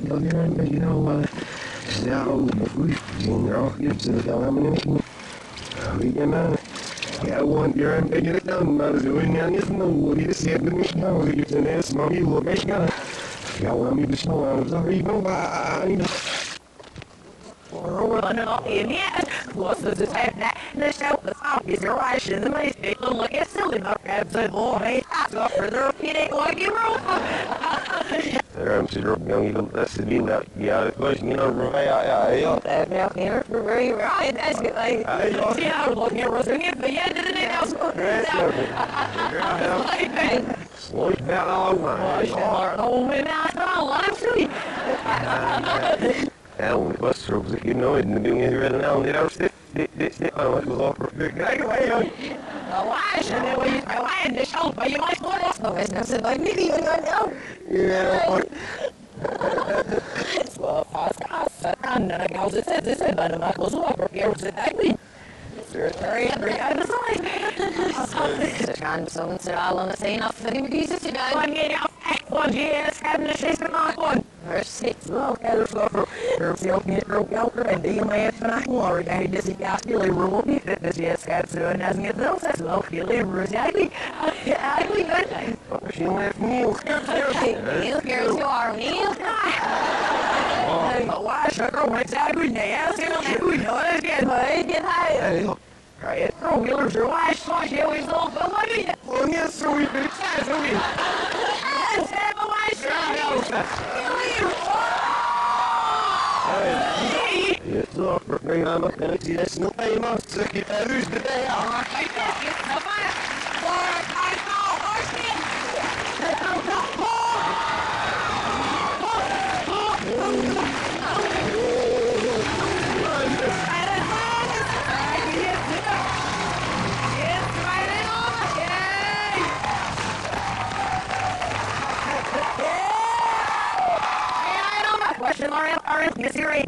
zelf is meegeven met net. Ah, je kan het zo met zelf in de zorg in die extra verder was. Zelf in de zorg voor je dan dat. Als je nou zorg voor je dan hoe je niet zien is.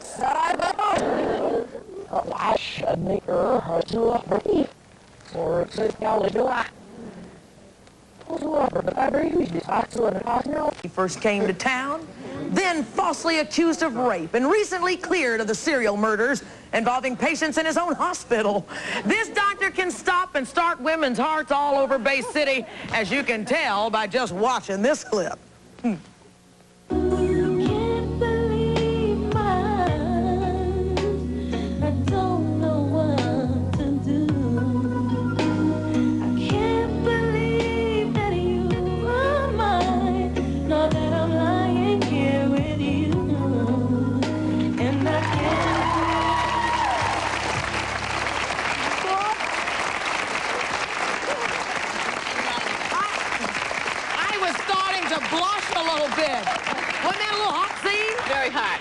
And they talk about talk shows. By the way, one thing my producer and I noticed were the cowboy sheets. Did anybody notice that? I want to meet the man behind Dr. Morgan Winthrop, everybody. Yeah. Grayson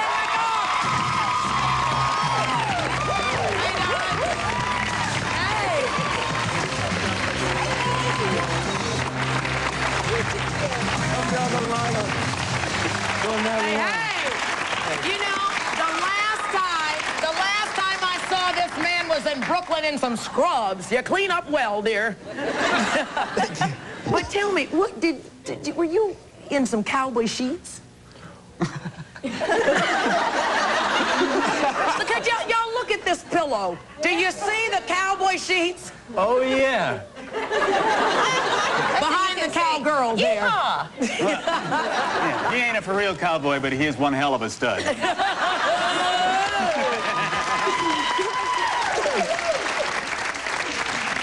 a doctor, do you have to get all those medical terms? Do you have to understand a lot about that medicalese to be able to do this role? Well, I guess not, no. I fake it pretty good. But actually, well, Tommy accused me of having a few nuts loose behind camera. I was on the subway, and this happens all the time. Someone started overheating on me, and... I'm like that lady in that scene on those cowboy sheets. Yeah. And this little heifer didn't know what to... No, she didn't know what to do. No one knew what to do. And I went, hold on a second. Let me at her. And I went to her, and everybody, oh, you're a doctor. And I went, oh, God, no, I'm not. And I sat back down. Got off at the next stop. Where's Rose? Where? Rose! Rose! Come on, Rose! Stand up! Rose? Okay. I have a proposition. Yeah, I'll take it.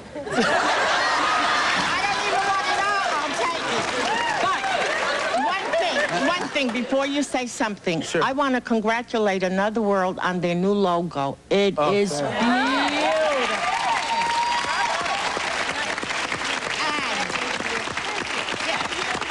Now, Rose, if you want, I'll pull John's plug for you. It's going to cost you. Pull the plug. Rolanda, you better watch out. Rose will have her own talk show for you. Listen, my grandchildren. Right, and there's Rose's husband over here, too. Wow. Nothing. Don't want to say anything. There's no time. Why don't we meet Grayson's love interest now on the show? She plays Dr. Courtney Evans, who also works and plays with Dr. Winthrop at Bay City General, as we can see from that last clip with the cowboy sheets. Please welcome Stina Nielsen.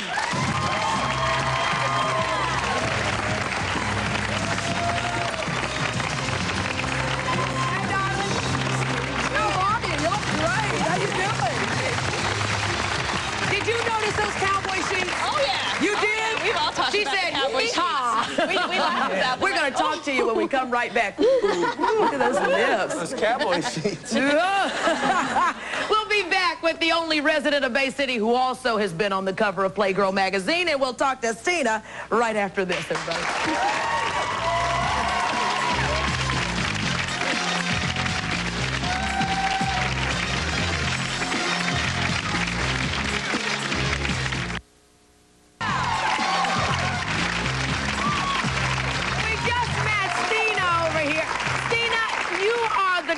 love interest. Is that right?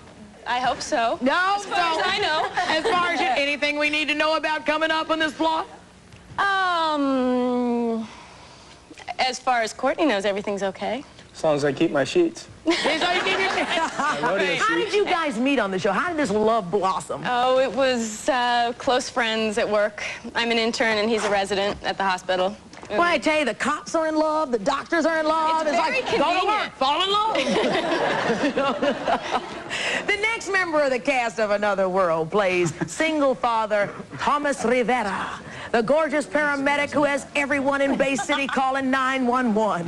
Many of you might have also seen him as he graced the cover of last October's Playgirl magazine.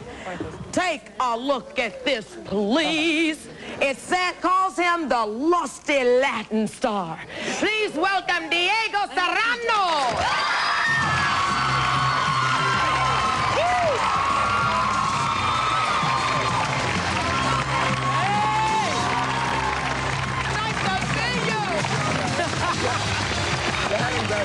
I had to embarrass you. Look at this.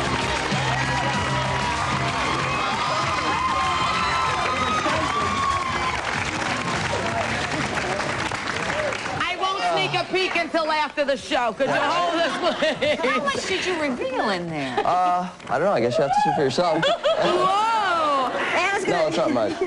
ask him what? I'm looking for a love interest. You're looking for That'd be kind of an interesting storyline. Wait a minute, does that make sense? Wait, stand up. What are you saying? Wait. I think they make an excellent couple. You do? Great and Charlene. Yeah, look at them. Who, me? Oh, Yes! What do you say, Rose? What do you say? I'm too young for what it. about Diego over there? I think he'd make a good couple with my daughter. Stand up, honey. You see that man over there? Your mother's trying to fix you up. What do you think? That's fine with me. Fine with me. First thing a mother and daughter have agreed on all day. Are you enjoying yourself? Are you having a great time doing the show? You know what? I love it, and I've learned a lot of. I've gone a long way ever since like when I first began the show. It was really new to me because I really didn't know what I was getting into. And of course, with the help of everybody, you know, especially Anna, because when I first started, I really had difficulty, and I think she pulled me out of it because she had like that grounded. She was very grounded, and she just helped me through really rough times. Not only Anna, but everybody. And even like as Mark said, you know, I'm very, very glad to be working for Another World because just even being out in Brooklyn, we all feel like we're a family, you know. I think there's a Brooklyn attack up there. But even out in Brooklyn, what? Yeah, it feels like a family because we're kind of stranded out there, especially in the winter when we can't, you know, we're kind of stuck there. It's a snowstorm, so you can't go anywhere. So you got to make the best out of it. Now listen, Serrano. Yes. Well, we were messing around, not messing around. Doggone it. No, but when we were back in that makeup room, do that thing that we were playing. Wait, he's got this great thing he does with his lips. Wait, can the camera get a close-up on Diego's mouth, please? Would you watch this? What? This is his hot look. Let's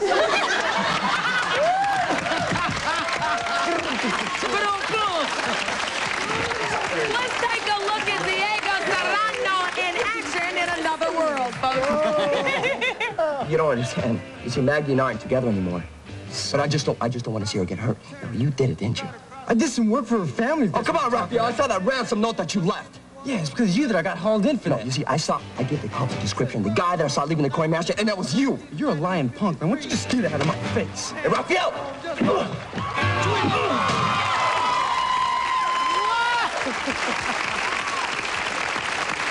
Amazing! Punches and slaps and kisses. This is such a good show.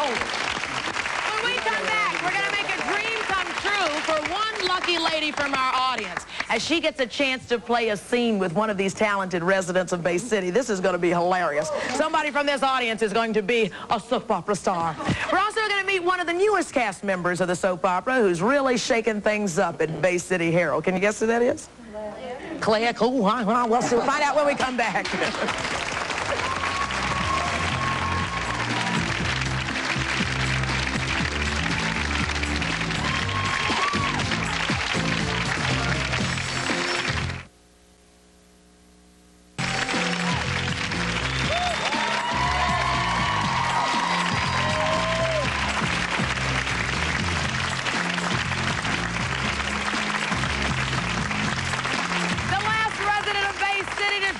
show is also one of the newest members of the cast of Another World. He plays a hard-nosed reporter responsible for digging up the dirt on a few of the town's more questionable residents, while battling his bosses at the Bay City Herald as well. Take a look. I had a lead on a hot story last night. What do you mean, Andrew Miller, the roof jumper without wings? Yes. And when I called here to get the go-ahead, where were you? Maybe if my partner had been doing his job like he's supposed to be doing... If my partner, we were chasing skirts around and passing out roses... Hey! Time out. This is what I'm talking about. You call this a newspaper? I've worked for the best of them. And if this rag is going to get off the ground, some things are going to have to change.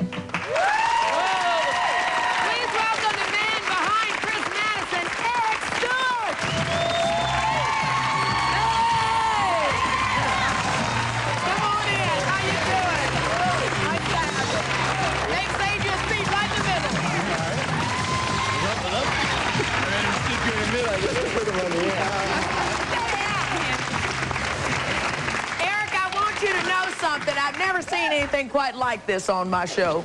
But all of these folks up here surrounding you got up and made the seat in the middle just for you. And they said you're the new kid on the block there, and they want you to feel surrounded by family. That's really cool, I think. I think that is so cool.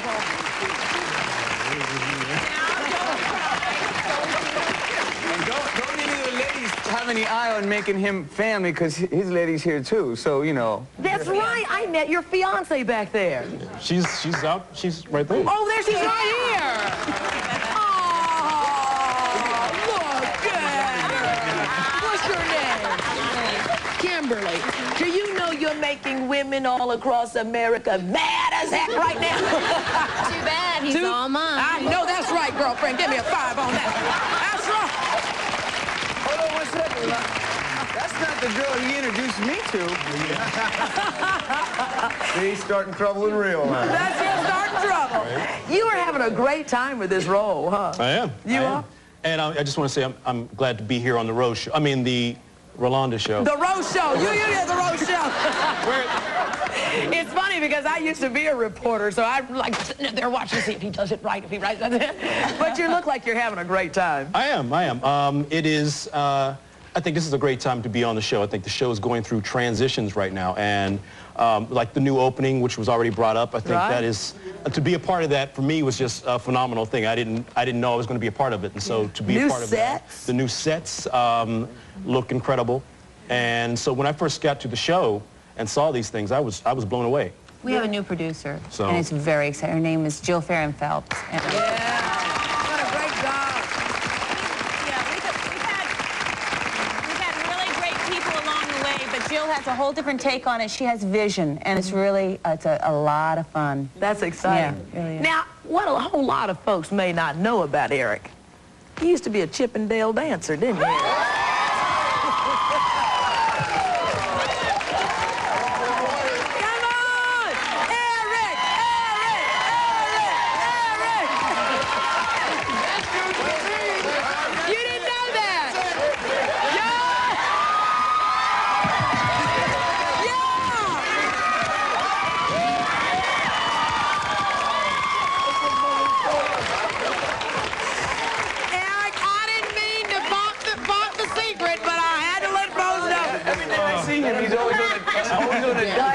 Giving the money. Boy, I don't think he's ever going to live that down. Can I clear something up? Sure. There's an article just written about that, and it made it sound like I came from L.A., like Diego, and it made it sound like I was doing the Chippendale thing when I got the part. I did the Chippendale thing 12 years ago. 12 years ago. I can attest to that, because every day my boy, he's trying to eat diet food. Anyway, Secret. We'll be back right after this.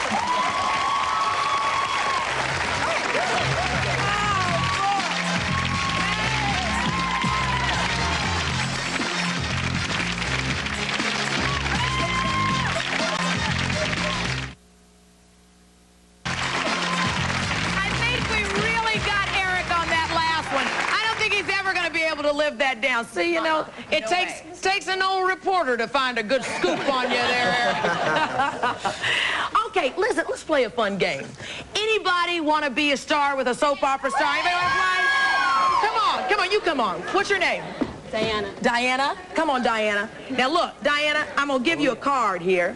Okay. Grayson, why don't you come do this with us? Come on. Grayson. Grayson. Now, this is going to be a scene between a man and a woman. Do you have your lines prepared? Yeah. And you got to look at those. These are my lines. These are your lines. They say Grayson there. Great. You're going to say, you know your lines? I hope so. You hope so? We had Diana practice a little bit, I will admit. Giannata, Diana. Oh. Wait a minute, wait before you stop. Remember, this is Rose World.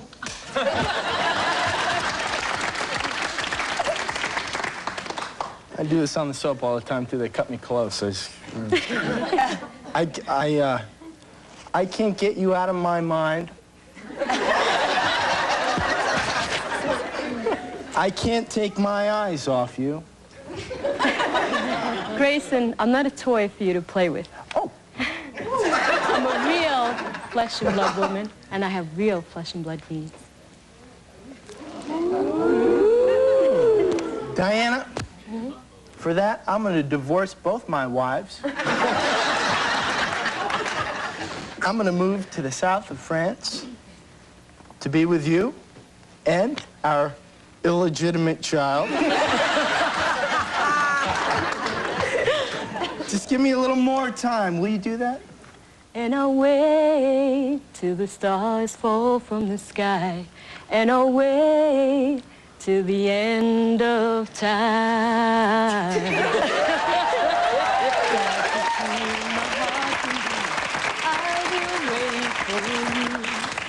Till the end of time. Well, my God, I think that's a wrap.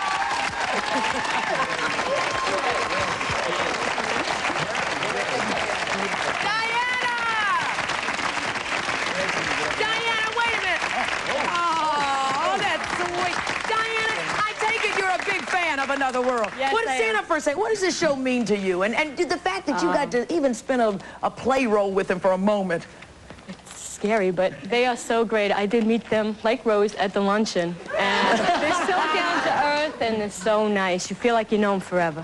Okay, good. We have a question up here. Come on. I have a question for Amy. I just want to know if her and Timothy are together, you know, in Real the real life. world. Whoa! You guys seem like you're getting kind of close up there. But if you're not together, I'm available. Tim's very nervous. I'm just trying to comfort him. Yeah, she's just taking care of it. I'd like to ask Amy out for a date if she's not going with Timothy. Wait a minute, Amy. Hey, man. We'll be right back. We'll be right back.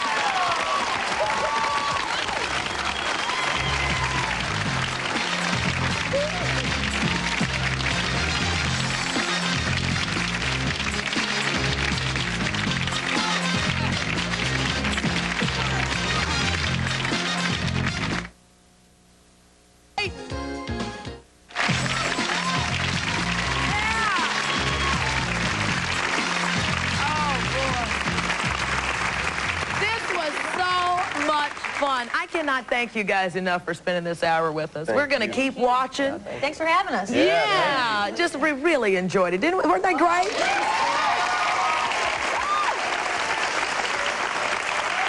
Now, before we say goodbye, we have something very special. Can you hold this for one second? This is one script from Another World that is signed by all the stars. And this is a little gift for the lady who's sure to be at the luncheon next week. Rose, this is for you.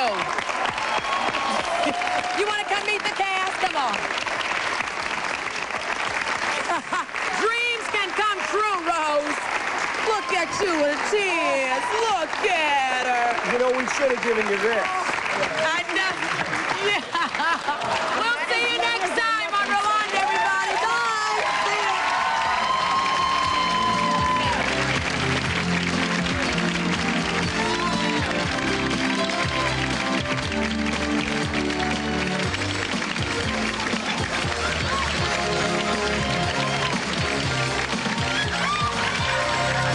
On the next Melrose, Amanda's new ally at D&D is Brooke. Now these kindred spirits are wreaking havoc at the office and on Allison's reign. Melrose Place, tonight at 6:30 on CFMT.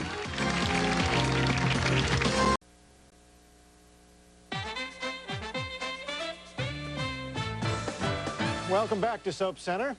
Another World was my home for many wonderful years. Do you know that is where I first saw your handsome face on screen?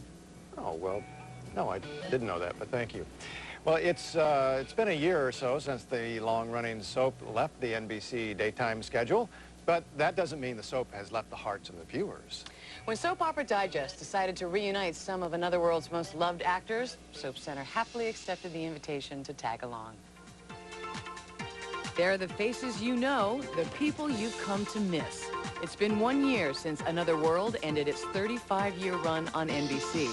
To mark the occasion, Soap Opera Digest reunites some of Another World's biggest stars for a very special cover shoot. Look at each other. The veteran actors took some time to reminisce about the good old days. Those of us that went through this experience of Another World over the last few years, we went to war together. We went to war to keep it alive, so we've got that connection. It's very, very profound. I miss the camaraderie of the cast. I miss my friends that I don't get to see, you know, anymore. I remember the first couple of weeks after it was canceled, I would come home and I'd be panicked, like, after the show was over, I've got to learn my script. No, I don't have to learn my script anymore. I better get to bed because I got to get up at 4 in the morning. Oh, I don't have to get up at 4 in the morning. So it was an adjustment not having somewhere to go. I miss going to work and acting out and acting up and being bratty and obnoxious and, you know. I mean, you can't do that at home. After working together for so long, the actors formed quite a bond. I don't think my experience would have been complete without working with Jensen and Judy. I learned a great deal from both of them. Tom Eflin is my buddy. I still talk to him, you know, quite often. He's one of the best actors I know. Tom's always outrageous. He's always looking for the shock value, and Anna does that too, although she's toned it down a little in recent years. Anna Stewart was one of my original love affairs when I came to Another World. I learned a lot from her. He's been the bane of my existence, and he's been the love of my life. But it's not only the actors who miss seeing each other, the fans miss them too. I started watching Another World in 1972 when I was about 11 years old. So when it went off the air, that was about 27 years. But I'll be an Another World fan all my life. This is a show that was on the air for 35 years, and it really just can't go away overnight. In the past year, we have been inundated with letters from fans who are so thankful that we still include Another World in the issue. I just think it is the nicest tribute to a great show. Thank you for remembering all the Another World fans. It's really great to see some of my old friends together again. Nobody's changed a bit. Well, my very good friend Linda Dano, remembered by Another World fans for her 17-year run as Felicia Gallant, and now familiar to millions as ABC's Ray Cummings, has been looking for her long-lost daughter and wayward husband, Daniel. And truthfully, while we have been sympathizing with Ray's plight, we've also secretly been envying her sense of style. Well, envy no longer. Linda is set to return to QVC all day Tuesday, June 20th, so you too can get that Dano look. Ray Cummings. Have to find him. Linda Dano, who plays Ray Cummings on ABC daytime soaps, is a striking example of star style. Dano's eye for what looks good goes far beyond her character. 7 years ago, she was offered the opportunity to design a signature line of accessories for QVC. She leapt at the chance. Hi, I'm Linda Dano. Join me for 3 total hours as we celebrate the anniversary of Looking Great with Linda Dano. This is what I do. I mean, this is what I love. I started out in life to be a fashion designer. I had been doing that all along while I was doing soap operas. It was a coming together of the two things that I have always loved most, performing and designing, and I could do that in front of a camera to a live audience. Very often a call will come in from someone who will have been a real fan of Felicia Gallant, and I've had some now that like Ray on ABC. But for the most part, they call because they like the bag or they love the scarf. Between stops as Ray in Pine Valley, Landview, and Port Charles, and as herself at QVC in Westchester, Pennsylvania, Dano has a lot on her fashion plate. I love the juggling of the different parts of my career. I've been very blessed with that. I wanted to be a designer, and now I am. And I wanted to be an actor, and now I am. What Jane and I try to do is to make it fun. If we laugh together, and I show you my dimpled thighs, and I talk about my hanging arms, and I would never have a jacket off, you can hear that, and you go, oh, thank God. Thank God somebody understands me. When I see somebody wearing one of my accessories, it could be a hat or a belt or a scarf, whatever it is, it's all I can do not to just jump them. I want to thank them profusely. I think Ray Cummings would wear Linda Dano something. Don't you think she should?